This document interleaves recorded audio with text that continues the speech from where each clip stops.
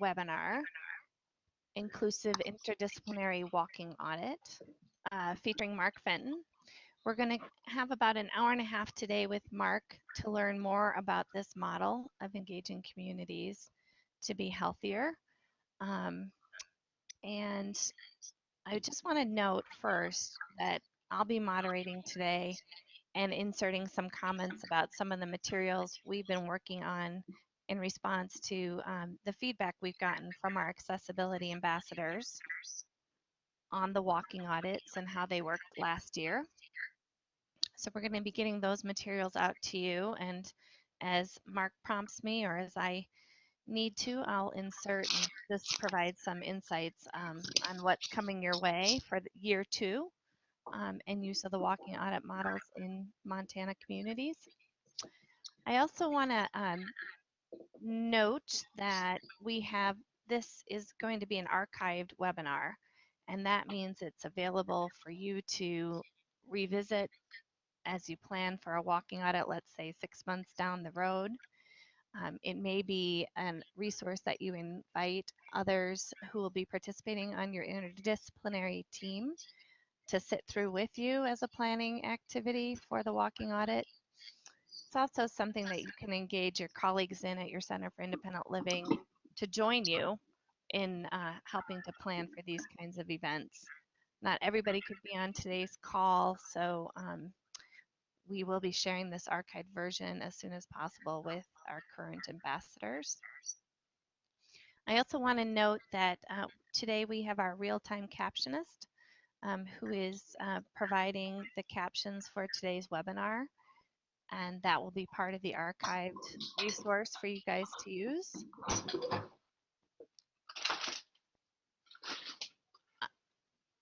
And then I just want to again thank everybody for engaging in this process. Sounds like we've got Kathy and Todd from Butte.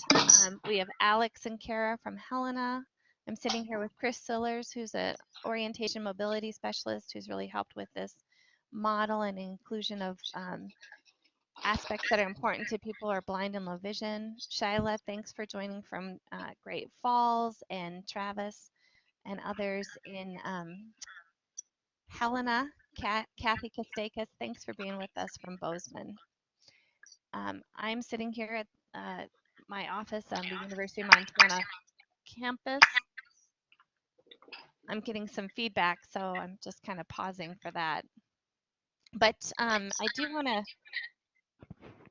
introduce Mark. For those of you who haven't met Mark in person, Mark is a nationally recognized public health, planning, and transportation consultant. He's an adjunct associate professor at Tufts University, an advocate for active transportation, and former host of America's Walking on PBS television. He's consulted with the University of North Carolina's National Center for Safe Routes to School and Pedestrian Bicycle Information Center, and has led training and planning processes for pedestrians, bicycle, and transit-friendly designs in communities across the U.S., Canada, and Australia. I'll add Montana as well. Many of our communities here, Mark. In the U.S., much of this work is as a technical assistant provider to communities funded through the Centers for Disease Control and other healthy community grant programs. He studied engineering and biomechanics at Massachusetts Institute of Technology. He has his BS and MS, and is a U.S. Olympic Training Center. Hey, Meg. Yeah, Mark. Meg, folks are having a little trouble hearing you. You got a little distant. I don't know if you moved. Yep. Is that better? Yes, that might have been distance from the mic. Yep. So stay in that position or whatever that was you did. Thanks, Mark. No worries. I'm sorry that I interrupted. No, that's great to hear. So Mark studied engineering and biomechanics at MIT, and he works at the U.S. Olympic Training Center, was a manager of human performance laboratory at Reebok, and has published numerous articles and books related to exercise science, physical activity promotion, and community interventions. He also tries to practice what he preaches, having served on his community's planning board and walking and cycling for as many routine trips as possible. And I just want to add that Kathy Kostakis has provided tremendous leadership to building active communities in Montana and has really identified Mark as a partner on these activities throughout the years. And in her leadership role has really invited the disability and health program, the partners on the call today, the webinar today, myself, to be involved in all of those activities from the beginning. So I think that's why we're here. I think this is a pretty unique iteration of the work that Mark has done. And I really thank you, Mark, for being open to taking another step forward today in really making the inclusive walking audits available in Montana. I'll just turn it over to you, Mark. Thank you so much, Meg. I really appreciate it. And it's funny, that was a very kind introduction, much too generous. And I was going to make the point that it astonishingly, and I say this only because I don't think it's what people would suspect, I feel like Montana leads the way on this work. And I say it's to say that people might not expect it, because when you talk about walkable communities or communities that have lots of bicycling, you hear right away about Portland, Oregon, and Boulder, Colorado, and the great bike sharing systems that have gotten launched in places like Washington, D.C. and Denver and Boston. And so you hear about these big urban centers, and sort of it's very bi-coastal often when people talk about walkability and bikeability. But I would argue that Montana, you guys initiated and agreed. Kathy has taken just a unbelievably instrumental leadership role in this for over a decade, with the Building Active Communities initiative. I've had the great privilege of visiting a number of the communities that you've worked with across the state, large and small rural communities, your larger cities, to really build environments that are supportive of healthy lifestyles first and foremost. And now more recently, this notion of making sure that when we do that for absolutely everybody in the community, that we're fully inclusive, and that the disability community, for example, is not just sort of represented in the conversation, but is actually becoming increasingly instrumental in making sure that we get it right. And when I mean get it right, my standard for that is, we aren't creating a place that supports physical activity unless it works for literally everybody in the community, every age, every income, every race and ethnicity, background, every level of ability and or disability. That's when we get it right. And I think you guys are as tuned into that as anybody in the country. So my privilege to get to continue to work with you on this. Having said that, a little bit of context for everybody listening in, that I've been doing walk audits around this country for 20 years now, I realized recently, and it's sort of crazy to think that, but I have been leading these workshops where we get out and walk around the environment and talk about what we can do to increase opportunities for routine physical activity. So that is, walking or bicycling or taking transit to or from the store, to school, to a friend's, out for recreation or leisure. And by the way, we often and generally do include opportunities for healthy eating. So we think about not just physical activity and nutrition. That's sort of the health lens when we go out and do these walk audits.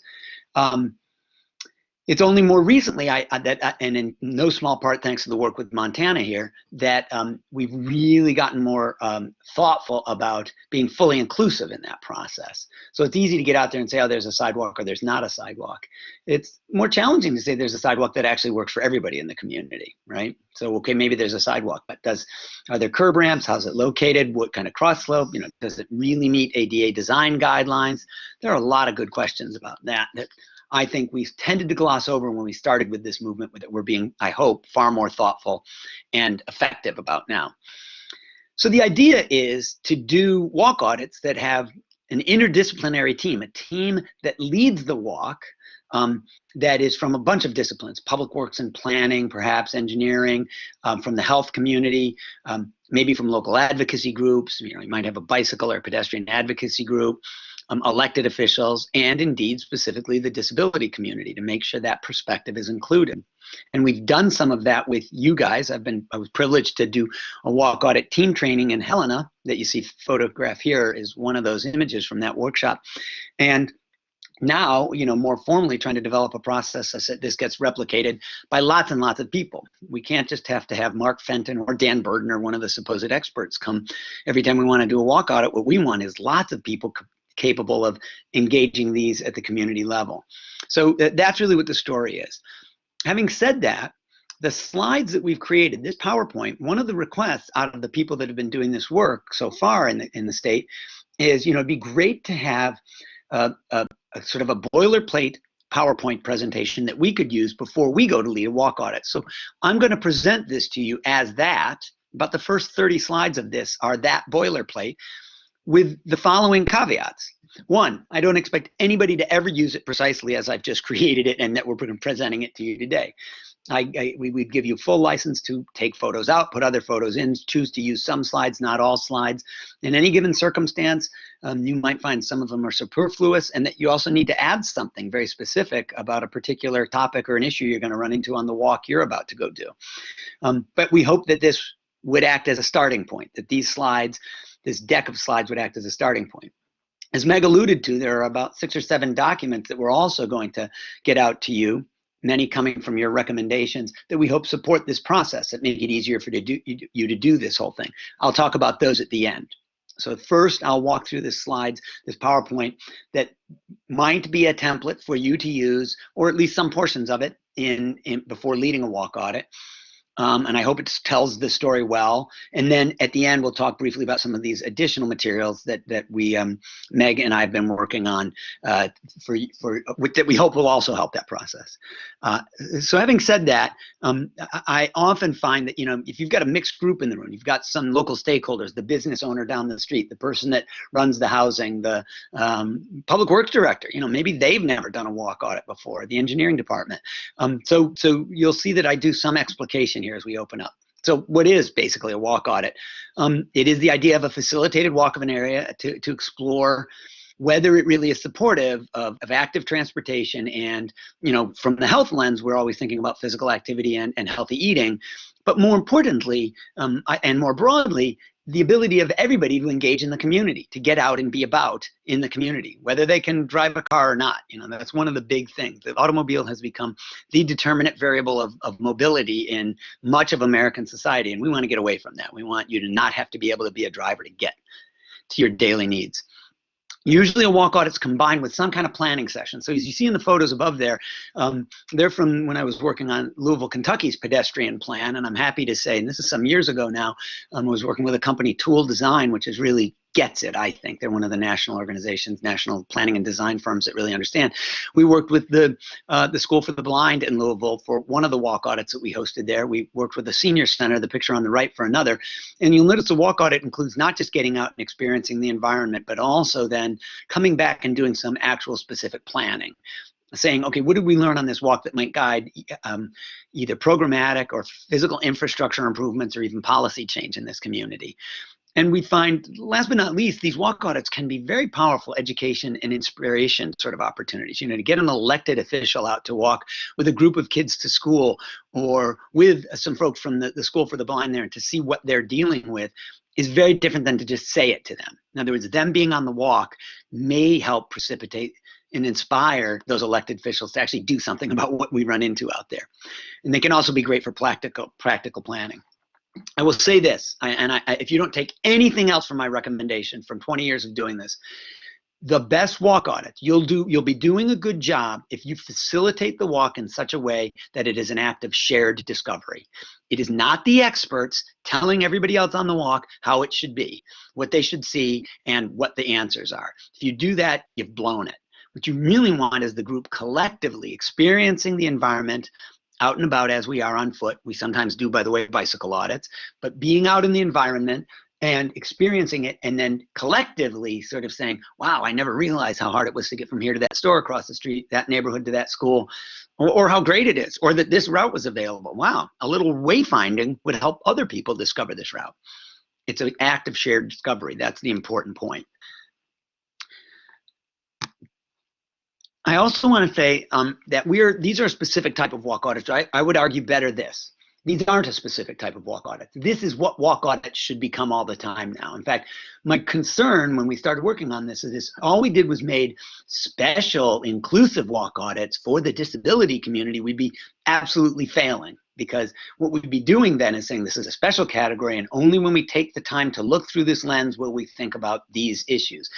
quite the contrary. I believe that walk audits in general, when we're getting out and doing this sort of interactive work with the environment, should be as inclusive as we can make them. And Meg reminded me, that we want to very specifically make clear the great benefit of including people with disabilities as decision makers and actual influencers all the way through the process, from planning to the implementation of the walk to actually evaluating it and sort of creating next steps afterwards. And ideally, at least one team member will have some technical expertise in this area, whether formal training and understanding of codes and guidelines like the Americans with Disabilities Act, whether they work with an accessibility training institute, or something like that. We find that the more of that expertise that's available, just as, by the way, I like a public works director or an engineer on the walk that understands what a good roundabout versus a bad roundabout is, and what the differences in those designs are. And by the way, a public health person on the walk who understands why it matters that we be physically active every day. In other words, each of those expertise are important pieces of making a walk audit work well. Meg, you want to add anything there? I promised I'd take a breath once in a while. Oh, she must have muted her microphone. I really don't have any to add there. No, thanks. No worries. No worries. Often I'm asked, when do you do walk audits? Are they only when there's something special occurring? And these are just examples of opportunities that when you might. Certainly during a community's comprehensive planning or project planning process. So if a specific piece of infrastructure, a new road, a bridge, a greenway is about to be built, or when you're updating the comp plan, walk audits are a great tool. So when we were doing, as I said, Louisville, Kentucky, or Seattle's big giant pedestrian plans, we did a bunch of walk audits in those communities to make sure we got public input. And you will find that in doing so, you can get public input that you won't get if you just expect people to show up at public meetings. Going into neighborhoods and having things like churches and schools and the Boys and Girls Club, an assisted living facility hosting a walk audit gives a much different picture and lots of input that otherwise we might not get. Certainly when we're doing things like updating policies, like our zoning ordinance or design guidelines, or making a school siting or a school a transportation policy decision, a walk audit can be a very effective way to make the conversation far more enlightened and inclusive, I guess I'd say, because we really think about different things. If new infrastructure has been involved, been created or being created, so that's a picture of back-in angle parking, which is sort of a novel approach and we believe safer and more efficient approach to parking. It makes it safer for bicyclists to ride on that road in Billings, there near the McKinley School. I think that's Billings. I may have that wrong, but somebody will correct me. And my point is only that in doing that, back in angle parking, maybe a walk audit of that neighborhood and explaining, getting people out and seeing it in action and literally standing there and watching for a while students are coming and going, while parents and teachers are coming and going, might be a way to help introduce it. The same with a lane reduction or what we call a road diet, or with a roundabout or something like that. And last but not least, public health people have historically done lots of events to promote physical activity and healthy behavior. Let's have a walking event. And my inclination is, if we're going to do that, turn it into a walk audit. In other words, let's just go walk 2K, 5K, whatever. Let's go, while we're doing that walk, look at the environment through these eyes and think about, how does it work for everybody in the community? What can we do to make it better? So that we don't just walk on the day of this event, but that we consider walking much more often. So if I were going to have a walk to school or a bike to work week, I might make those implicitly also audit events where, as people do those walks to school, bikes to work, whatever, we ask them to also assess what's good and what's not working in the environment and how might we make it better. Normally, early in the process of a workshop, after explaining those basics, why are we here, what are we doing, what's our goal? Yeah. I just wanted to, can you go back to the back-in parking? Of course. So we've been working through some of this, and I'll share these photos from the other day that Chris and Travis and I were driving around, and this is the interesting part about, the important part about inclusion is when we look at this really innovative back-in angle parking. If we do that with somebody who uses an accessible van, there are design criteria that maybe aren't part of what we're rolling out as we look to promote this parking. So if I'm with Travis and we're backing into the back-in parking and the ramp comes out, it literally needs a different kind of curb ramp. It has to be interrupted curb, or else the ramp that comes out from the van just doesn't work. It's on an unlevel surface, curb and road. So Okay. So is that a ramp that's coming out of the rear of the van? Is that the point? out of the side. Oh, out of the side, yeah. Back, And you also need to. Out going backwards. So Meg is talking. It sounds like we're still having troubles hearing you, so you've got to get really close to your mic, Meg. Yeah. But Michelle just told me that. But so she's just saying that as we do something like this, the ramp hits the curb, and then it's not it's not landing on a flat surface, right? It's landing on elevated curb and so on. So what you've got to do then is either make sure that your HP spots if you're making a row of parking like this back in angle, you've got to design that in, which is utterly doable, by the way, but it's got to be built into the design. You got to say, okay, wait a minute, where are those spots going to be, and how would such a ramp assisted van actually locate? Where's the ramp going to come down, and how are you going to connect to that? That's absolutely right. Good example.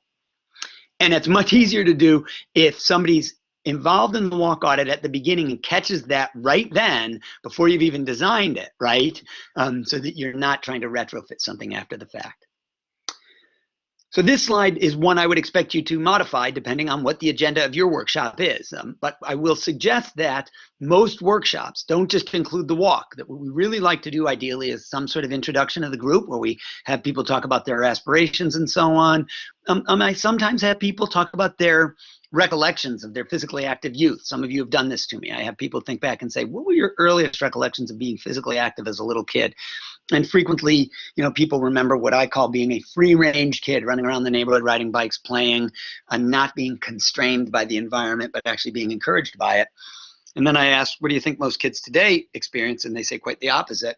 It's an interesting context to start this conversation because it has people thinking about what would it take to rebuild a world for free-range kids, and for that matter, adults and seniors and everybody, right? Then normally we do some kind of a learning, such as using this little slide deck for something like a 15 to 30-minute presentation, followed by the walk itself, followed by bringing people back. I prefer right afterwards, when their brains are full and they're of both oxygen and ideas, because they've been out moving around in the environment, where we get them to think about programmatic infrastructure project and policy recommendations. And finally, then taking the ideas generated during that work session and really getting down to specific plans and committing to stuff, saying, yeah, we're going to do this. We're going to do this in the next 6 months.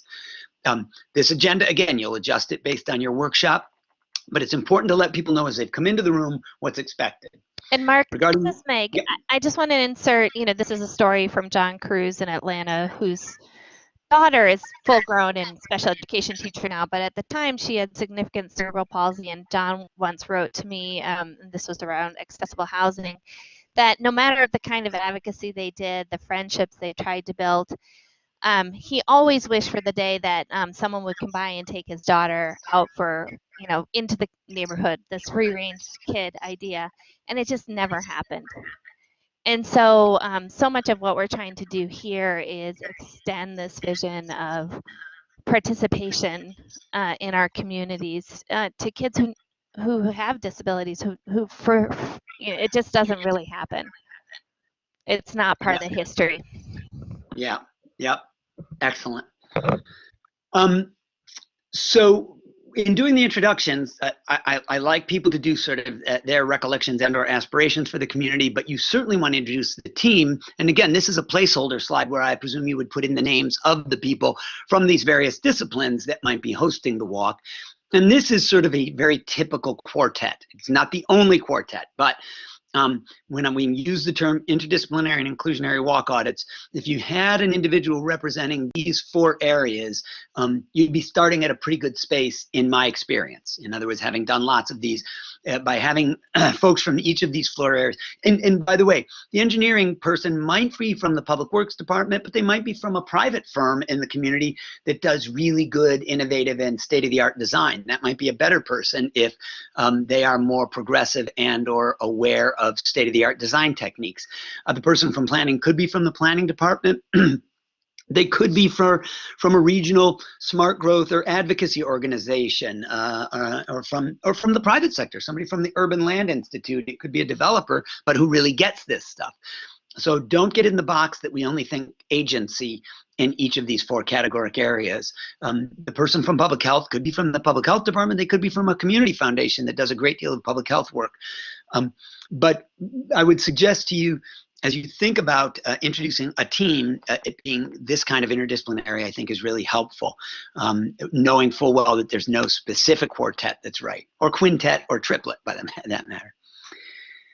I will always open my talk, quite honestly. I'm going to admit my bias, because I come at this from, again, almost 3 decades now worth of work promoting physical activity, with a short version of the kind of that story, the why the physical activity story. Normally, and the version of the slide you'll get, this unfolds with each of these little segments or points coming up one at a time. But the core story is this: we know we should be physically active. Data tell us adults should get 30 minutes of physical activity, children 60 if at all possible. That we do better if we get more. It reduces risk for chronic disease and all of the things that kill us prematurely, like cardiovascular disease, type 2 diabetes, osteoporosis, but also things like clinical depression and dementia and old age, a growing list of cancers. They're not the only things that kill us, but in modern American society, they're the preponderant ones.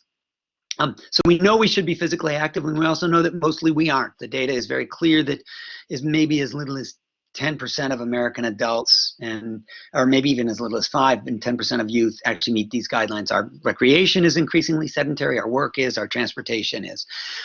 We also know that just telling people to exercise more is not enough. It's not working. People are very busy, and they will do, as in the central photo here, jump up and down during the exercise break session at a big CDC conference, but only if we're telling them they have to. What we also know is that creating supportive environments does help it. There's good growing body of evidence, and the Surgeon General published a report in fall of 2015 called the Surgeon General's Call to Promote Walking and Walkable Communities. And basically it says, yes, the environment matters. We can tell people to exercise and should, or to be physically active, but that walking is a very good choice. Routine walking, getting out and about for tasks, daily tasks, and the environment matters.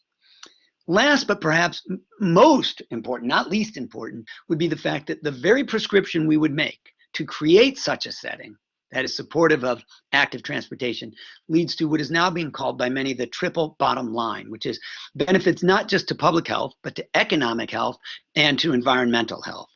People often refer to this as people, prosperity, and planet, the triple benefit of designing places for active transportation and in a fully inclusive and a comprehensive way. So that's the short version of the public health story. I've included one geeky data slide on the Surgeon General's report on physical activity and health, which came back out in 1996, and the physical activity guidelines in 2008, which include, by the way, specific recommendations for youth, for seniors, for those with physical disabilities. In other words, they've really tried to make it comprehensive. They're updating them again to be even, I think, more complete. And I believe, at least I hope, we have urged them to include specific recommendations that acknowledge it doesn't have to be structured exercise. These photos to the right, the young woman riding her bike, perhaps to work or for errands, the gentleman who's walking with the guide dog there, and it looks like he's been shopping, right? He's got a bag in his hand, so he's not out for an exercise walk necessarily. It may well be how he is getting to or from the store, work, something else. Or the woman in the lower right, who reminds us, by the way, she doesn't have any physical disability necessarily, but there she is pushing a grocery cart, and what we see is that she benefits from a fully accessible design by virtue of using this cart to carry her groceries home. So again, the guidelines there to the left, that website is a great resource for anybody in your session or for your own further exploration of the guidelines and how they recommend this 30 minutes a day for adults, 60 minutes for kids. The last specific point on the physical activity stuff is that two things to note here. First of all, you'll notice the numbers here are much higher. It suggests here that those with no disability, only about 26% of the population is sedentary. Those with disability, only more like 47%. So almost twice as much inactivity or sedentary behavior among the population with one or more disabilities. Those numbers might be higher because we know much of this is much of the data that we've heard is based on self-report inquiry, not objective measurement, like putting a pedometer or an accelerometer on somebody's hip. But the real takeaway from this slide, irrelevant of whether the absolute values are correct, we know that their relative numbers are meaningful, and that we see that those with one or more disabilities are at much greater risk for both physically inactive lifestyle and then associated chronic disease, either twice or even 3 times as at risk. And this has great implications for cost, but I would argue even, and that matters, of course, cost matters, but I would argue much more so even for quality of life, that as we think about everything from economic access to just personal freedom and dignity to overall community quality of life, and I would argue collective quality of life, not just of the individual, but I would argue that the social quality of our communities, if we are out and about and interacting outside of automobiles, that interaction is far more personal and has the potential to be far more positive and productive. So it's easy to talk just about the numbers, but I think Meg was kind enough to remind me that and I know this, right? I live this viscerally when I make my case for walkable communities. It's a very impassioned case, again, for the free-range kid, for the free-range senior. The senior who is aging in place, not having to give up their engagement with the community just because they've had to give up their driver's license, that's a really big deal. If they can still get out and interact with people at the local coffee shop, store, their healthcare facility, and that really holds for absolutely everyone, right? You should ask, okay, where's the research? And at least the attendees at your conference, at your walk audit should. Is there research? Is there evidence about what makes these kinds of places? Settings wet, which encourage us to be more active, to use the active transportation choice more often. And the short answer is yes. And some would argue this is a great simplification, and I think it's a fair one of the research that's out there. On the website at the bottom, activelivingresearch.org, good resource for this. But basically 4 things characterize environments where we tend to see people making the active choice, navigating the landscape under their own power or outside of an automobile more regularly. And that is a variety or mix of destinations or land uses, a quality and connected bicycle, pedestrian, and transit network. The details of site design when you get to a destination reward you rather than punish you for showing up without a car. And it is safe and fully accessible for absolutely everybody in the community, as we've alluded to: ages, incomes, abilities and disabilities, backgrounds, races. Everybody feels comfortable being outside of the automobile or a motor vehicle. Think about that. That's on 3 scales. I mentioned 3 scales there. That there's the macro scale of land use, the meso or medium scale of the network of facilities, and the micro scale of site design, which just within 5 or 10 feet of you. The bench, the shade tree. So again, to amplify each of these 4, and you'll notice that a lot of these photos, I don't know if I've labeled them all, but they're all from around my many visits around Montana, so you might recognize some locations. That first one says one of the biggest things we can do to encourage people to get out and about without a car, that is in the walk, bike, transit modes, are to have where they live and work and shop and to play and learn and pray proximate rather than spread out. So much modern zoning has housing subdivisions over here, malls over there, the big giant consolidated school district over here. Historically, we had more compact neighborhoods. We had shared open space like neighborhood parks and playgrounds. We had neighborhood schools and shopping districts. Downtown main streets included housing above and retail below. And keep in mind, just because that's multi-story housing in the right-hand picture, Meg pointed out, she goes, that doesn't necessarily have to mean it's not accessible. If that building's been retrofitted and there's an interior elevator, we can have multi-story, Main Street type housing, really accessible storefronts there. But the housing above could be accessible too. Similarly, if they are not accessible, the homes in the upper left, modest changes can make those visitable homes, right? They can be homes that people of all abilities and disabilities could successfully visit. Next is the network of facilities, and here everybody thinks sidewalk right away, but it can be on and off street facilities. So on street facilities, bicycle lanes, off street like multi-use pathways, certainly sidewalks, curb ramps, and appropriate accommodation at intersections, and transit. And what we know about transit is regular transit riders do tend to get more routine physical activity, and the details matter, sort of frequency of service, obviously accessibility, affordability, all of those matter. But it's very encouraging to know that transit, and by the way, in smaller and or rural communities, many people say, well, we don't have a transit service. Maybe we've got a dial-a-ride or a senior shuttle. But what if you have yellow school buses? You have a form of transit, right? That's still a form of mass transit. And it can affect physical activity rates. Third element is the details of site design. I alluded to this. When I get to the store, does it look more like the picture on the left, accessible front entrance, or is it the classic, sort of much more contemporary, what we've built over the last 50 years, giant mall or strip mall or box store set back from the road? That might, by the way, be technically, that picture on the top right, I think is a Kohl's, but it could be any big box store. That might technically be accessible by ADA standard, which is to say there are curb ramps to get up onto the sidewalk in front of the building and so on. But I'd argue there's a broader or little a access question, which is, how do I get to that front door from across the parking lot, right? If I've hopped off at the transit stop, for example, that's not trivial. And for my mom, who may not have a declared disability, but who cannot break into a run halfway across the parking lot, playing Frogger across the parking lot to the front door is going to be problematic.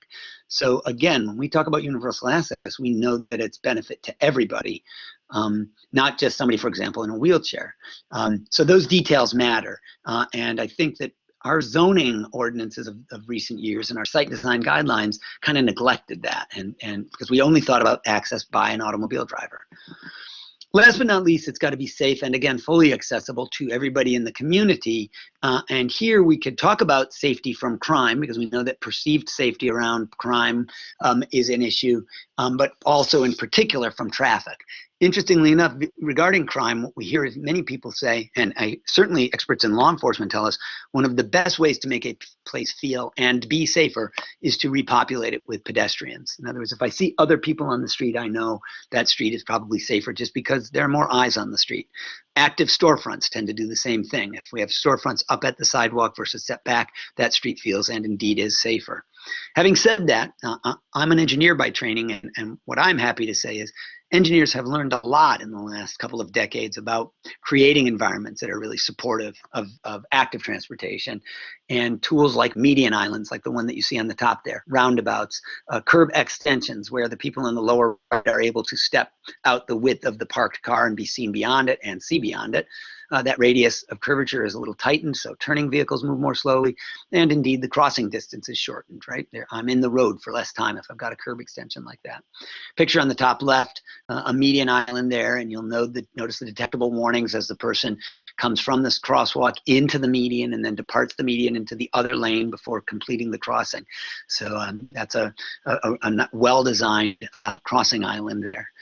I mention that because I'm going to show you a picture of another median crossing island in the lower right. In the top left is a really nice crosswalk. You'll note that there are 2 curb ramps heading into each of the crosswalks, not one curb ramp at a 45-degree angle, right? We'd love to be able to illustrate this. So one of the reasons we included this in the slide deck is so you have such a picture. You may have a much better picture of an example. I like also the pedestrian signal, the countdown timer. You can't see, but there is an auditory signal there. In the lower right, interestingly enough, that is a really neat kind of a design that we're seeing engineers use. It's fancy in the sense that that crosswalk, that steel box on the bottom of the picture is actually half of a sensor beam, so that when I walk onto the detectable warning pad there, I actually cross that beam and it starts rapid flashing beacons on the pedestrian crossing sign, the yellow sign that you see there. So I don't even have to press a button to ask for that. Those beacons start to flash. I then come out to the center. The offset is intentional, right? The Z crossing there to make me actually face toward oncoming traffic so that I am more likely to look toward and see an oncoming vehicle. Now, Meg pointed out that one of the failures here, and it's a modest one, but I think it's significant, is there's no detectable warning to tell me when I've come into that center Z offset. And the Z offset also creates some amount of deflection that I have to navigate if I'm blind or visually impaired. So it'd be interesting for me. I'd love to work with folks on enhancing the quality of that design, because we do know that the Z offset does increase yielding behavior among sighted pedestrians as they look toward the oncoming traffic. But I also want it to work for somebody who's blind, so we've got to get that right as we think about such a design. We do a better job of that if we're all together on the walk audit as we think about such a crossing. We did walk audits this is my important message from a guy who's done lots of walk audits. I was doing walk audits only a week and a half ago in Honolulu. And the gentleman in the picture in the lower right actually leads an accessibility organization. He's the executive director that does access training for visually impaired folks in particular. I think that's an area of expertise for them, or focus for them. The gentleman in the picture on the left is actually one of their trainers. And by chance, we just happened to catch him. I was out scouting the area we were going to walk. But he happened to be crossing at a really busy intersection that has auditory signals. And the executive director actually told me, he says, I'm not convinced that they're actually beneficial here. And I thought, geez, don't we always want to put an auditory signal if that's broken? He said, it's a really busy intersection. There's lots of different turning movements and so on. He said, and the auditory signals, oh, and it's also near a school. And he actually pointed that out. He said, I get a lot of, particularly around the time of day when the kids are coming out, I got that additional background noise, kids talking and screaming and stuff. He said, I find it a very cluttered auditory environment. And for me, the auditory signal on the crossing is not as helpful as not having it there, taking that element of clutter out of the sort of my landscape, right, my audioscape, and allowing me to focus on listening for specific cues, like cars making the right turn and things like that. I'm telling you this not because I'm making a judgment on whether he is right or wrong. Or what I'm telling you is that was a great learning for me, and that often, in my experience, the water is never crystal clear, and it's always a little bit muddy, because there are not necessarily just black and white answers to what's the best design for a particular location or spot. And the insight that we got from him being on the walk with us there at that intersection was, I thought, far more substantive than me having a standard rule which says, here's the right thing to design at the intersection. Meg, I'm going to give you a second to turn your mic back on and weigh in on that if you'd like. Or anybody else for that matter. If you want to write a note to Meg, you can type to her through the chat box. By the way, I'll take this moment to say you can use the little chat thing, which is on the little pop-out screen from the right, at any time to write a question to Meg that she'll then pass on to me as we conclude when we get to Q&A and discussion. Thanks, Mark. I appreciate that. I want to just point out the Shero on that slide. On the shared use arrow, yeah. Yeah, I think, one of the things, again, is, the design of that width is really based on your typical biker. And so as we take an inclusionary approach, technically, maybe that changes as we start to see people using wider base on their bike, let's say for hand cycling and so on. So right. Another example. Interestingly enough, one of the recommendations that came out of the walk on this road was that maybe because of the volumes of traffic and so on, and because we're standing there, right, you feel it differently. Watching bicyclists try to navigate it, that bikes need dedicated space. In this case, a shared use arrow is probably not sufficient in the minds of the local users, which is so much more helpful than just some expert engineer saying, oh yeah, traffic volume on this road suggests a Shero is sufficient. So I just went through some slides that sort of summarize those 4 elements of active transportation design. I'm just going to remind you that as you're about to walk out the door, concluding your slide presentation, you're having questions, your Q&A, your discussion. Remind people what they're thinking about as they walk out the door. One of the materials we're going to send out to you is an example of a map that we often hand out. And it's a very simple map. I usually just go to wherever we're doing our walk audit and grab a picture off of Google Maps. I'm admitting that right now, both the satellite photo and often, the schematic map. So they can draw notes on it and say, oh, this was a crossing that was problematic. Here'd be a cool spot for a little connector trail to the backside of the school. But I also cue them on these 4 elements. Because here's what happens. My experience, and I've had it so many times I can't tell you, we get out on the walk and everybody just starts talking about the darn sidewalk, how wide it is, how bumpy it is, where the curb ramp is good or bad. We get focused on only what I would call the meso, the middle scale, the network, the facility that I'm on. We forget land use. People are forgetting to get their heads up and look around and say, what is there to walk to here? Why is it so far to a grocery store that actually has fresh produce? Why is that transit stop on the opposite side of the street and right up there with no crossing? I got to go either a quarter mile one way or the other to get to the northbound transit stop. Is that really a good decision? In other words, we need to be looking at all of that. Where's the school relative to the housing? Where's the shopping that the seniors in the senior facility would actually go to? Or the coffee shop for that matter, not just the shopping. Where's the coffee shop that they'd go to just hang out and interact with the neighborhood? And then at the other end of the spectrum, at the micro scale, the site design, things like we got a grocery store, but it's still set behind a giant parking lot, right? Or is it actually up at the street and is the parking in the back? And of course, have we made it fully accessible design, and even how does the traffic, how do the other modes, cars, and for that matter, bikes, interact with us as pedestrians? So reminding the group of this as you do the walk, as you walk out the door to start the walk audit with this slide, but then throughout the walk audit, and that's why it's on the Q map. So on the map, those 4 things are there. I'm going to suggest to you as a facilitator, constantly go back to that. Otherwise, you may find we only spend all of our time talking about sort of number 2 on this list. And you really want them thinking also at the big scale and at the micro scale. And if you do, you get good impact. In other words, as soon as you say it to people, they get that. And they go, right. Where are the destinations? What kind of destinations are there?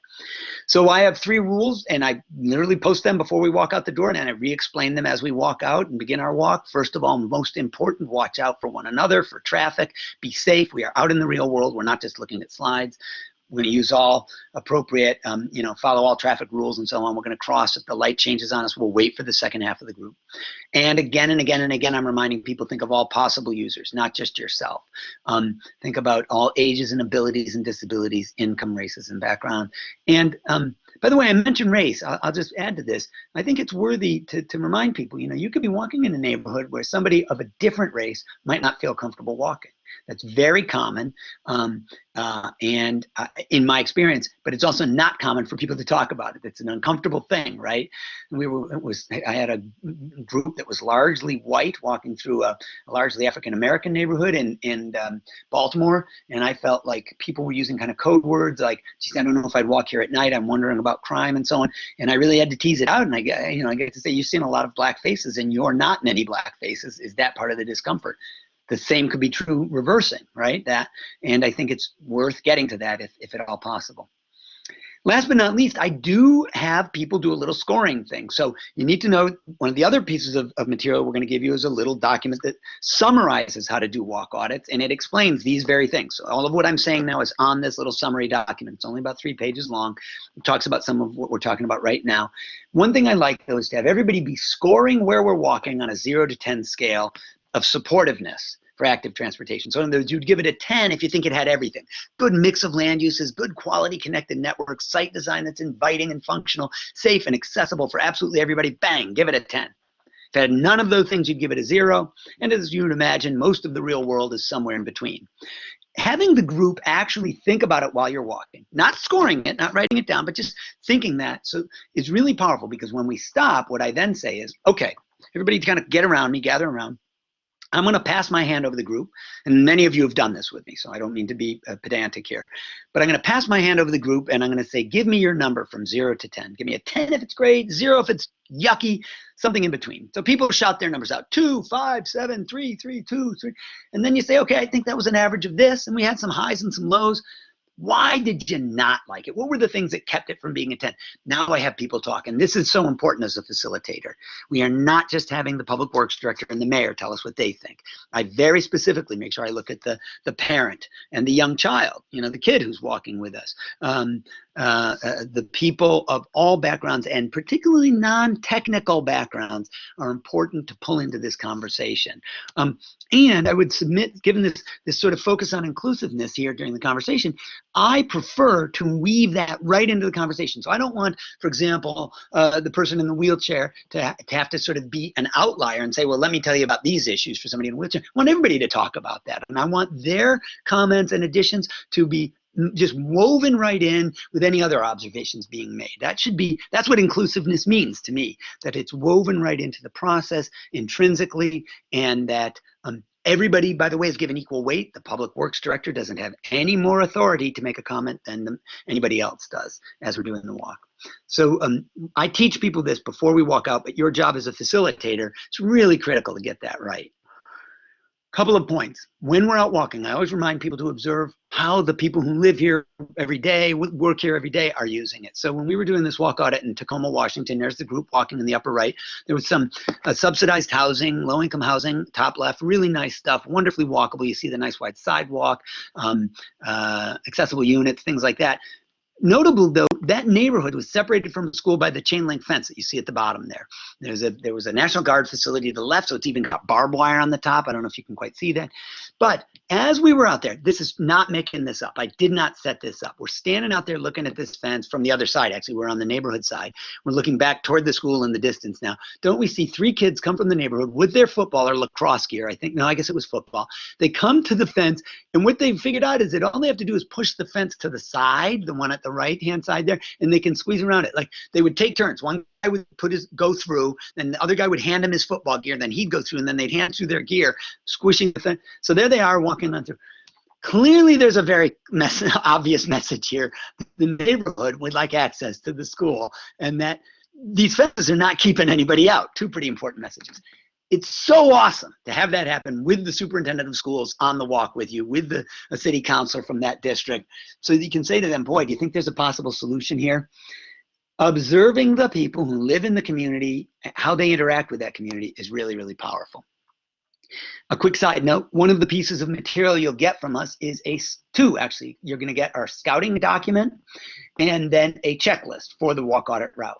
The scouting document sort of guides you through looking around the community before you've even chosen your walk audit route, before you've even said, here's the mile and a half we're going to walk. Because you obviously can't see all of a community when you go for your walk. But what I want you to do is to think about the issues of that community that can be illustrated on your walk. Because you really want your walk to be more broadly representative if it can.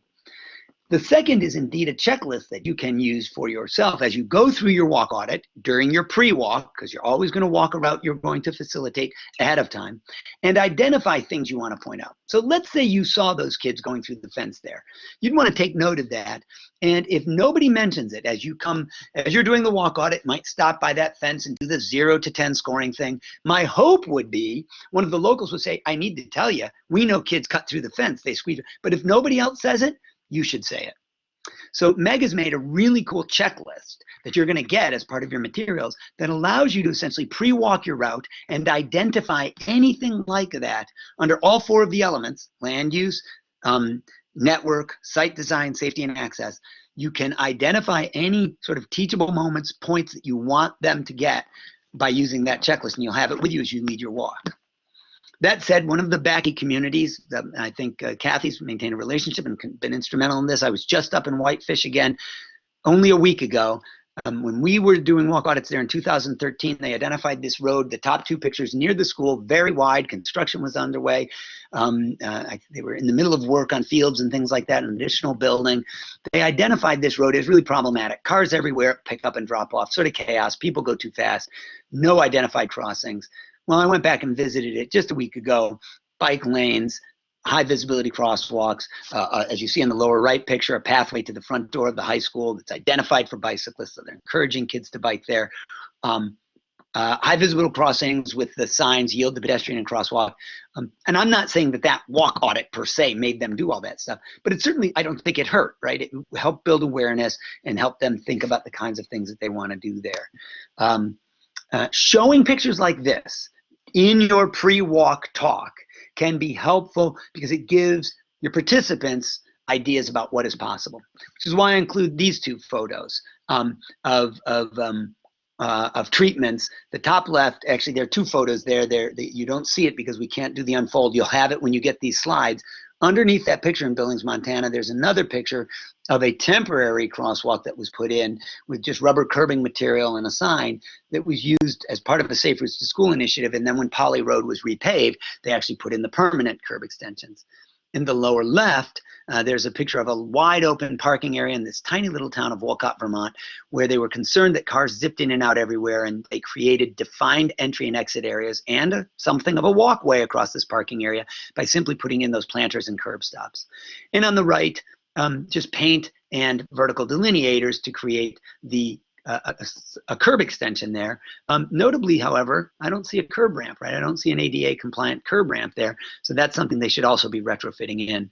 But the point being, in the case of the lower and right-hand picture, there's a lot of stuff that can be done for short money. And in fact, the original Billings treatment was fairly inexpensive too.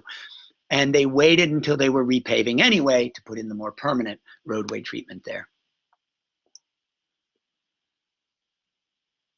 There it is. And I'm just showing you a picture of a very inexpensive rural roundabout in Goshen, Connecticut, rural Connecticut, to suggest, and the reason I've included these photos is only to suggest I do not allow anybody to say, well, we can't do any of this stuff because it's too expensive, because there are inexpensive treatments and ways to approach this, even as only a short-term trial. We'll do it this way for the first 6 months or a year and see how it works. 2 kids use the crosswalk. If we do, then we'll make it permanent.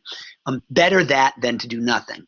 And so I just wanted to include some photos of this kind of stuff that allow you to show people what the realm of the possible is. So having done all of that using whatever of those slides are appropriate for your community, and others, by the way, you may add other pictures to say, oh, I want them to see an example of this, or a different kind of crosswalk, or a more complete roundabout, or whatever, a more accessible ramp to that building.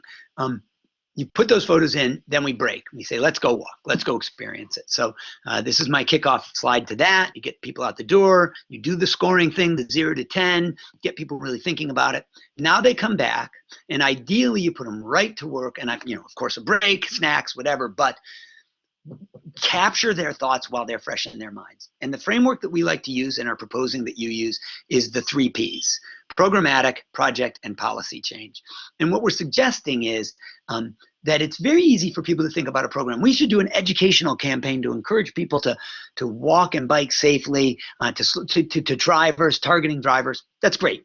It's not enough.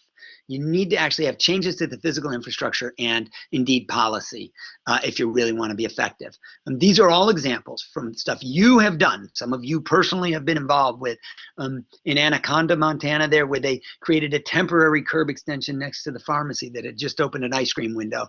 And they wanted to see how would that work and how would people respond to it, and could traffic still navigate that main corridor. In Livingston, after walk audits there, we identified this intersection as a very large one, fairly near their school and their farmers market. And the question was, might it be a good candidate for a roundabout? So they're testing that idea just with hay bales there to see geometrically even, could it fit, and could cars navigate it, and could the occasional could school buses, the occasional truck navigate it. In the lower right, there's Whitefish, Montana, again, where they actually created a temporary, during walk and bike to school week, a temporary protected bike lane, basically, or buffered bike lane, to see, would parents be willing to let their kids bicycle if such a protected facility were available.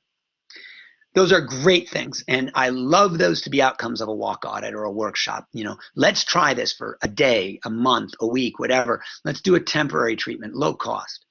But the gold standard, the thing we all really want to see happen, is policy change. What we want is communities to be adopting, for example, complete streets, and adopting and implementing, let me say it very specifically, complete streets policies. That's a policy that says every time we touch a road, we think of all users of all ages, abilities, and disabilities, income levels, backgrounds, anything, even routine maintenance, repainting. And there are resources. You'll note I've got here at least 5 resources and websites of resource areas, so that in as much as we say, complete streets, what does that really mean? If we were going to update our design guidelines, well, you can go look at the National Association of City Transportation Officials Urban Street Design Guide, and the FHWA, Federal Highway Administration, has just recently put out a design guide for rural areas and small communities that shows this is what it means. On the right, by the way, that document is a guideline for developing pedestrian and bicycle performance measures. Engineers, when they do something to a road, want to know, how's it going to perform? And we should measure that performance. And the Federal Highway Administration this is really, really important now. They have said the performance measures can be other than just how many cars we move and how fast they go. We can ask things like, do we encourage more walking and bicycling? Or do we improve access to retail or to disadvantaged populations? In other words, they specifically lay out those as performance measures of a roadway, that if you get those performance improvements, they can justify making a change to a road. Meaning that it doesn't always have to justify widening lanes and adding more lanes for cars. It could be the contrary if other performance measures are the outcome we're looking for. With regard to zoning, more mixed and compact development, open space preservation. There's a website there for Smart Growth America, but many, many other resources there. How about development guidelines that make sure that specifically, we dictate how, when housing is being developed, when retail business areas are being detailed, that they're fully accessible and visitable. And there's from the ADA website, technical resources and lots of others on that. And I want to specifically mention a policy area that's near and dear to my heart, because we have done such a bad job in the last 50 years of consolidating schools and moving them away from where kids live to the cheap land on the edge of town. The EPA has done a beautiful job of creating some recommended school siting guidelines and the Smart Schools Siting Tool. This tool is actually designed to take a community through the process of deciding, are we going to shut down this school and build a new one, or are we better off actually retrofitting this one? And if we do build a new one, where do we site it?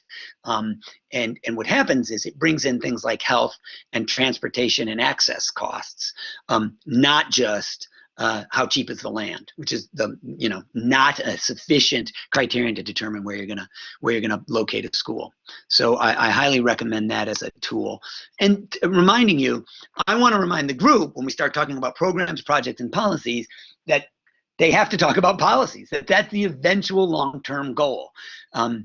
When I bring people back in from the walk, and this slide is quite intentionally here to remind them of this, I don't want them all sitting with the same discipline. Don't let all the engineers sit at the same table, the planners, the public health, the disability advocates. They'll only talk about their thing, whatever their thing is. You mix them up and do that quite intentionally as a facilitator. And don't let anyone dominate the conversation. One of the risks, one of the feedbacks we got from some of you on some of the workshops was that if it became only a workshop on disability access, then it felt too narrow, and other people felt like we weren't talking about, for example, land use. We'd lost sort of that scale because we were talking about just all the micro design issues of the actual corridors we were walking on. So your job as a facilitator is to remember to think about the multiple scales, macro, micro, meso, and micro, and to let all of the disciplines have their sort of engagement in the conversation. I actually often create a grid like this, and I recommend you do so. And I even have a handout. And you know what? We could add this to the list of things we send out, a very simple handout that actually, when groups are working at tables, it's not likely you're going to have time for them to all give all of the ideas they had. So I often say I want to hear 6 things or even 3 things from each table. One programmatic idea, one project, and one policy. And often I'll go around and say, let's all talk first about short-term, low-cost ideas. Program, project, and policy. Bang, bang, bang, bang. We go around the tables. Then I say, now, what's something longer term? It's going to be more costly, but also probably more impactful in the long run. Again, bang, bang, bang, and we go around. So that this simple grid, this can be drawn on a piece of flip chart paper. It can be put up on the wall. They can, if they have a big map, they can put it on the edge of the map and draw their notes right in there.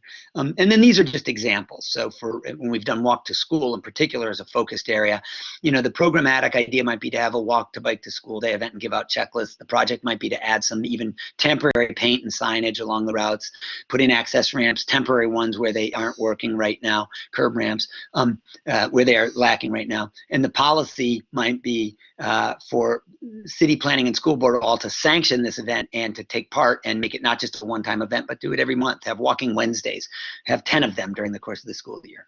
That's the shorter term, lower cost stuff. Then the more fancy, longer term, but more costly stuff might be to actually identify some satellite drop off and pickup areas at nearby churches or schools or parks, set up walking groups at those to do some infrastructure improvements like crosswalks, construct mixing trails, improve repair access issues. How about putting a 5-minute at the policy level, a 5-minute safety delay on the car line at dismissal?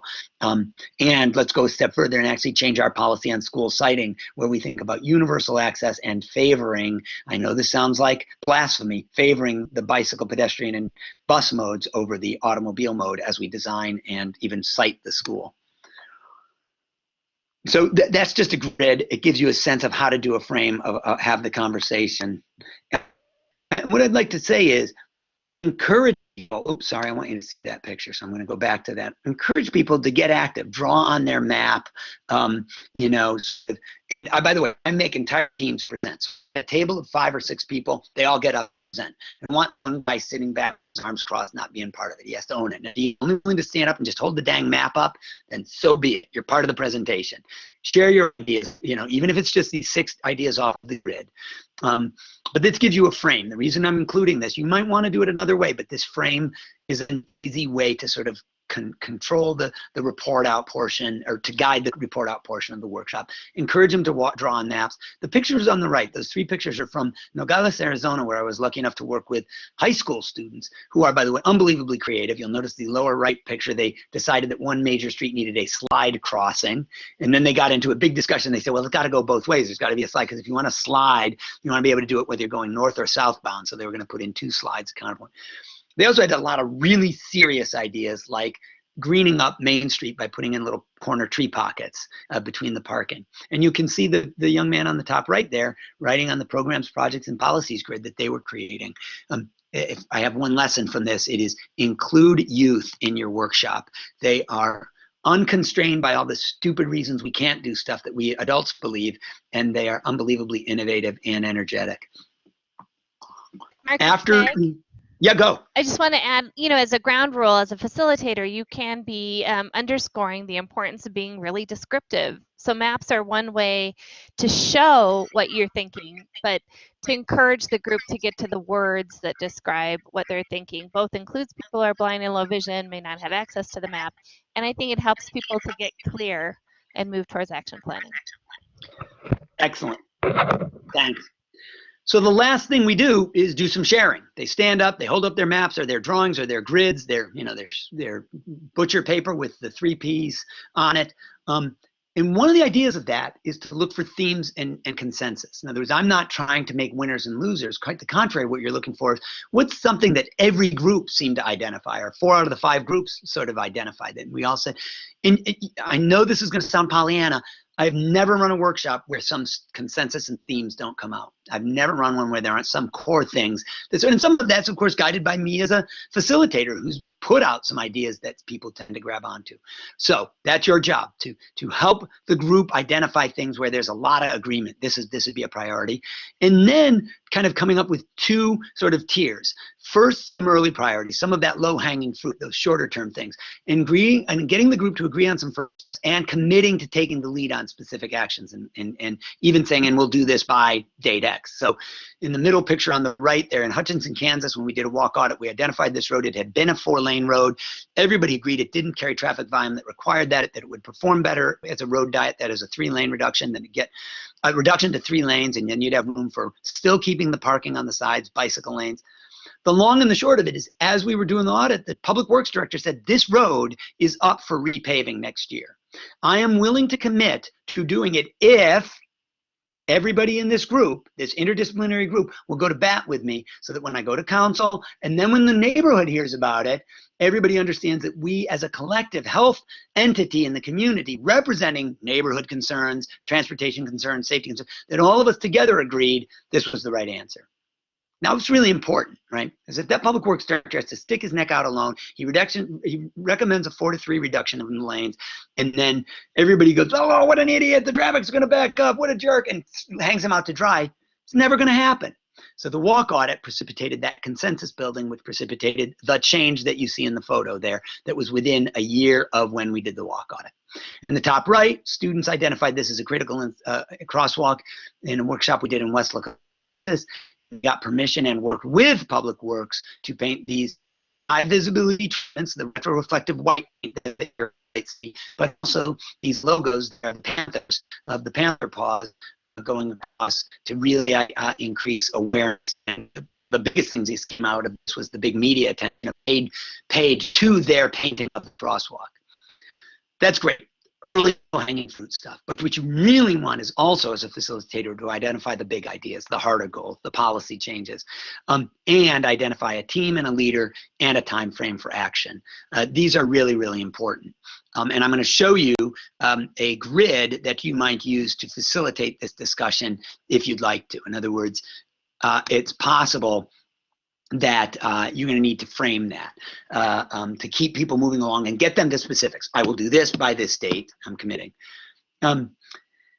takeaway lesson, though, for all involved is the best walk audits that I've ever had have the broadest array of perspectives, and you as a facilitator make sure that everybody is respected in that process and that no one perspective dominates. It's going to be hard, and you're going to have to be really on the game as a facilitator.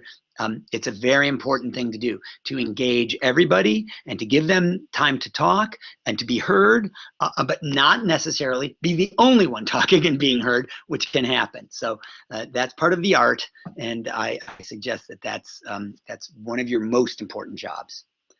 Okay, I'm going to take a breath, ask if Meg, you want to jump in here, and then I'm going to talk briefly about some of these supporting materials and that we're going to be sending your way that I've been alluding to along the way here.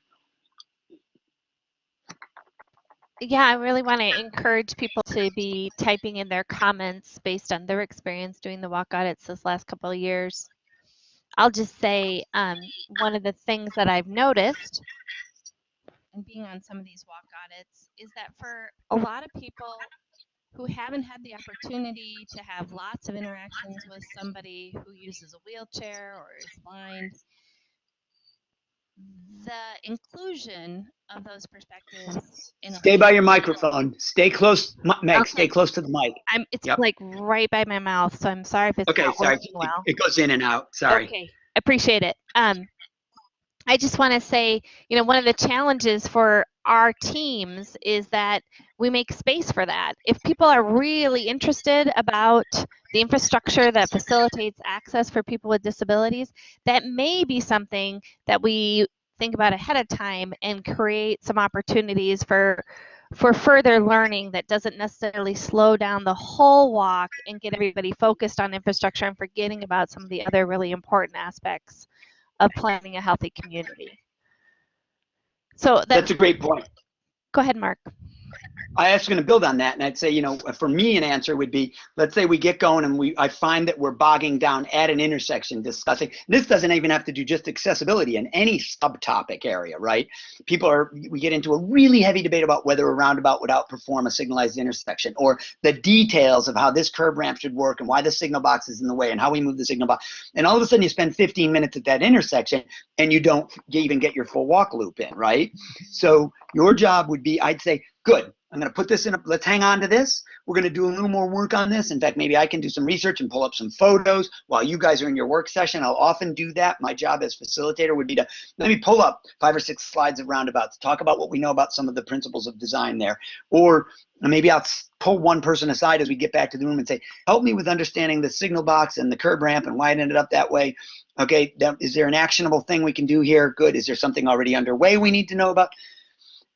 Your job as a facilitator is to keep it moving, and then to Meg's point, possibly think about further avenues for action. If there's a subgroup or the whole group says we need to understand more about this specific sub thing, accessible design on roadways. Good, let's go do that. Let's arrange that and figure out how we're going to do that. Maybe we need to bring in some special expertise to do precisely that. Anything else? Or have you gotten any questions you want to toss out now?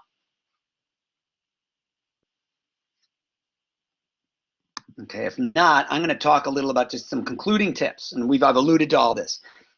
Keys to success, that interdisciplinary team. I think I've said it as clearly as I can. Let me specifically remind you that I've not explicitly said, but strongly, strongly, strongly, strongly urge that folks from areas like economic development, chamber of commerce, from housing, if you have a housing authority or equivalent entity or agency, as well as private sector, developers and so on, and transit, be involved on your core team.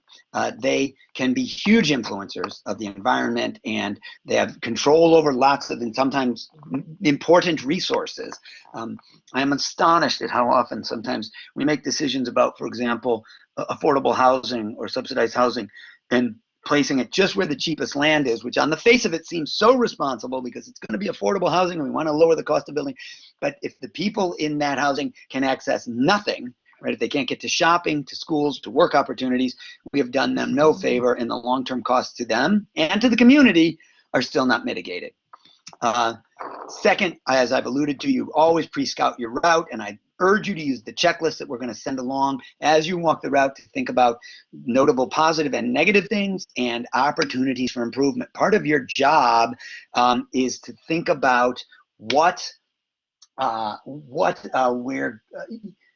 you know, sort of where the opportunities are for improvement that might pop up. And if nobody else says it, that this is a possible intersection for some traffic calming, then you've got to put it out there. That's why you're pre-scouting. Again, process of shared discovery and, of course, shared solutions. It's not you or the 4 or 5 person facilitation team telling everybody the answers. It's everybody collectively coming to those. Kathy Kostakis, you just wrote a note that I couldn't quite catch because it went away so fast. Can you share that? Do you have the ability to open your microphone and share it? If I don't hear from you in a moment, I'm going to assume you'll resend it to Meg so we can bring it up. Okay, I'm not hearing you. Hey, so I'm going to, oh, go ahead, go. This is Meg. I've got Kathy's comment here. I think she's participating by phone. Good.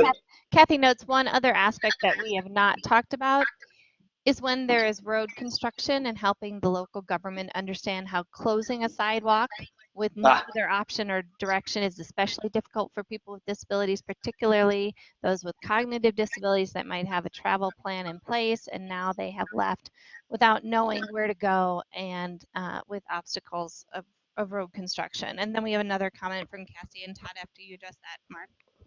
Only that that's part of the really important job in pre-scouting, to Kathy's point. So, you know, you want to make sure you don't scout on a Monday and then they've opened up the sewer on a Wednesday when your workshop is planned. Being aware of that so that you don't end up with suddenly. And by the way, I'm not saying don't go in an environment where there's, and I don't think Kathy would say this either. Indeed, that could be an important thing to actually observe during a walk audit. We just did one. I was just doing them in Boise, Idaho, and I quite intentionally made the route go by where some new construction is existing and where they've done a good job of routing the pedestrians. They actually have created a buffered walkway on the same side of the street. They don't make you do one of those extraneous street crossings, sidewalk closed this side, go across where there's no crosswalk.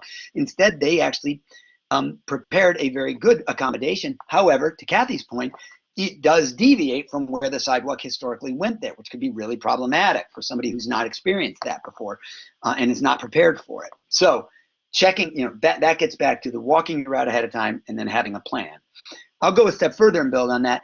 Meg has suggested, and in some of the materials you're going to see, that we need to think, if we're really going to be inclusive of all possible users, we could have an issue just with weather. Let's say we have our walk audit plan, we get a bunch of snow, and it would truly be problematic for somebody in a wheelchair, right? That's impassable. We could create an alternate route. You could create a detour. You could say, well, the one section you're not going to be able to navigate is this. We're going to send a group this way as well, but we are going to let a group walk up this so that we see it and we know how do we repair it, right? It doesn't mean we might not go there, but maybe the whole group can't go there, so we have to create intentionally a detour. We acknowledge we're doing that, bring the group back together. And Meg even suggested a possibility would be a really short route for those that have limitations that would require that, such as an even in the building walk or more around, just around the block of the meeting location or something like that.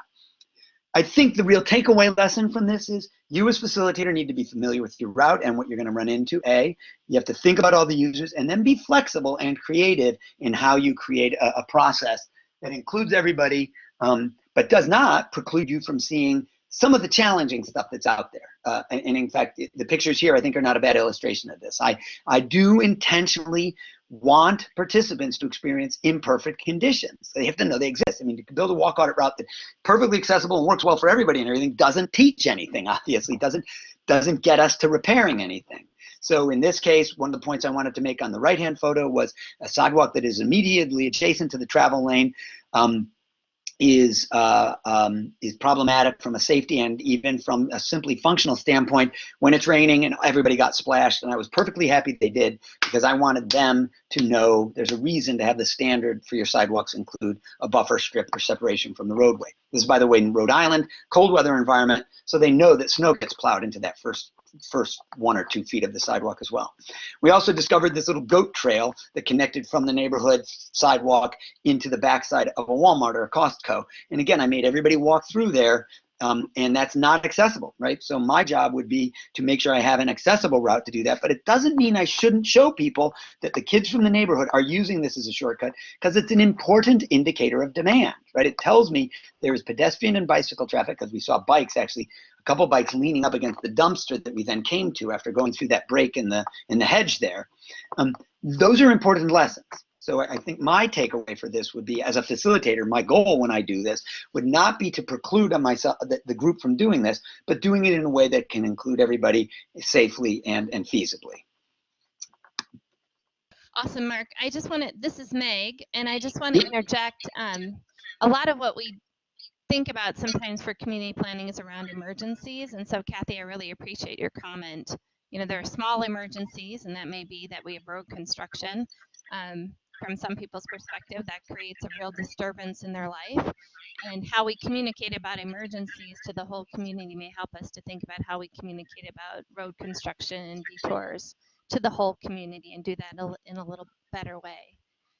So I'm thinking about some of the smart prepare alerts that can go out to people who use electricity for respiration or other assistive devices. Maybe we can be thinking about profiles of people who have particular wayfinding support in the community that we want to be really doing some targeted communications around road construction. I also want to mention that Todd and Cassie have been doing these walk audits in Butte. Really would like, Mark, you just to address how you handle people joining on to the walk audit. Ah, you mean, so you're walking along, people see this bunch of 9 people or 10 or 15 or whatever, and they go, hey, what are you guys doing? We're doing a walk audit. And they go, oh, can we take part? Or can we tag along? I'm thinking that's what they're, and that's cool. I'm glad to hear, boy, that means you guys, I consider that success. What I try to do is briefly introduce, and I mean in 10 seconds, say, well, we're doing a walk audit. What we're doing is looking at this environment and how friendly is it to people to being navigating it outside of their cars, you know, walking and bicycling and taking transit. And we're doing a little exercise. And if you guys wouldn't mind, just introduce yourselves real quick. Tell us who you are and where you live, and or what you do, you know, how it is that you end up standing here. And they say that, and I say, great. As we're walking, why don't others please introduce yourselves to the 2 folks that have joined us, and then I try to get right back in the flow. But I invite the group to then, as we're walking, sort of chat with these people and introduce themselves so they get a sense, hey, I'm the public works director, I live down the street, I'm with the neighborhood association, I'm with the access board, you know, bang, bang, bang, bang, bang, like that. And they get it that way rather than bring everything to a screeching halt. I don't know, Meg, if you have other recommendations on that, if you've treated that differently. And Kathy, you've done so many, you might want to just write a quick note to one of us if you have seen it different than that.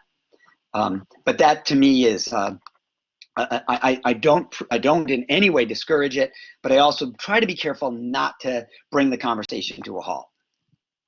Great, Mark. And I think there was one particular instance where people joined in kind of knowing about it, not being able to do the whole thing, and then really wanting to use the time to buttonhole an official. Yeah, I don't let that happen. I actually, as a facilitator, am, and you know, those of you who've worked with me know that I'm obnoxious and loud enough that I can dominate the situation if I need to. So I'll say, if I may, I don't want to preclude you guys having that conversation. It might be an important one, and I'm not making a judgment on that. We're in the middle of a process here that really requires me to keep everybody's attention because we're doing some sharing, and I invite you to join that if you'd like in this context.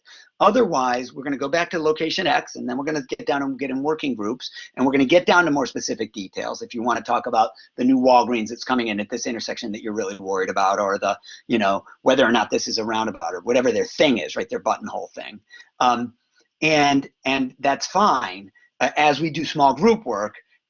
But you know, I'm going to ask you to respect where we are only out of courtesy to me, because I've got to kind of keep this whole thing moving, and to the participants who've committed the time to it.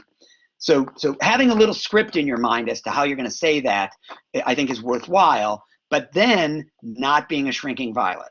You got to do that. You're the facilitator, you're running the show, run it. Is that okay? Does that sound way too obnoxious? No, I think it's good to remember that you have that permission and that role as a facilitator, and it's not always hard. It's not always easy to do. Nope. And in fact, I go more than permission, obligation. You know, these people have given you an hour and a half, 2 hours, 3 hours of their time. If you're going to do a whole workshop, you got to respect that time, and that means you've got to maximize it and work through this process. So it is respectful to everybody in the group to not let it get sort of off track like that. which is not to say somebody might not be able to make an important observation, a quickie. Michelle's reminding me we've got 5 minutes, and it's perfect because all I'm going to do is read down this list of the 7 at least items you're going to get. I mentioned almost all of them through the course of the talk, but I'll just recap. The walk audit pre-scouting guide. So that's what to look at in the community quite generically. It's just a guide for what I would call a windshield tour. I love to hop in the car. When Kathy and I have done workshops around the community, one of the first things when we get there is have one of the local people jump in with us, a local health department planner if they can. And the 4 of us go for a ride around, and I'm just snapping a lot of pictures. I urge you to do that because those pictures could be the ones you drop into this presentation if you use it, right? Use local pictures in your pre-presentation. Then the walk audit instruction sheet. That's a quick summary of everything we've just talked about, sort of those major steps to the process. The checklist that really I got to give all credit to Meg for creating, which is really, really nice. It's sort of the way I would carry it with me in a clipboard as I pre-walked my route, and it asks you specifically, think about land use, think about retail, think about housing, think about recreation and trails, and specifically, what are things you want to make sure get mentioned? If somebody in the group doesn't mention it, then you're going to bring it out. You or one of your co-facilitators. An example of one of the little walk audit maps, which is really just the Google satellite photo and schematic, along with those notes, those 4 bullets of what we're looking for. Mix of land uses, connectivity in the network, site design, safety and access. An action plan template. I'm going to show you that in a moment. It's the last slide you'll see. It's just a little template of how you might guide the action planning process after you've done your group work, and a feedback postcard. This would be one that just is 4 or 5 quick questions to the participants to get a sense of, did the walk audit help sort of increase their awareness and quite possibly actually influence their behavior personally or professionally going forward. This is a picture of the feedback, that planning grid, and it really just asks 5 things across the top. What's the big idea? Your group's going to come up with these ideas that filled in the P's. And let's imagine one of our project ideas is adding or repairing the sidewalk network. So then you just ask the big questions: who, what, when, and how. So the who is who's going to take the lead on it, but who else will be on the team? The what is their specific outcomes? What's going to specifically happen? And what are those various people going to do? City Council might think about the budget for those sidewalks. Public Works will probably contract or design and implement the sidewalk construction. The Planning Department might maintain a sidewalk inventory, make a GIS map. Maybe local schools and the AARP and the independent living groups will be the volunteer field assessors who go out and actually identify where the gaps are. Maybe we've got a specific expert in ADA design to make sure that we're fully compliant. Put target dates on stuff. That's the when. This will be done by summer of 19. We're going to get the inventory done by spring of 2018. And then how do we resource it, right? How are we going to pay for it? Or whose time? Resource might be volunteer time. It might be a grant. It might be funding. So the point is, this grid is, you could have this up on the wall and be filling it in as you're doing the report outs and people are agreeing on the consensus topics. But answering questions like the who and the when, really important. Okay, you're going to get all these materials. We hope that they're going to help guide you through this process a little more fluidly. I hope you'll feel comfortable that these slides, at least those first 25 or 30 of them, might be useful in a pre-walk presentation. But I fully expect you to customize them, and I hope you find them useful for doing that. Meg, any final additions? No, I really appreciate everybody's input and Mark's response. All these resources I hope will help you. They'll certainly help us at the state level be tracking what everybody's doing, and hopefully we'll do a good job sharing successes across all the groups. So thanks so much. Thank you, and thanks to Montana for continuing to lead the way. I'm proud of you guys. Very lucky to work with you. Thank you, Michelle, for making this all work. Yep,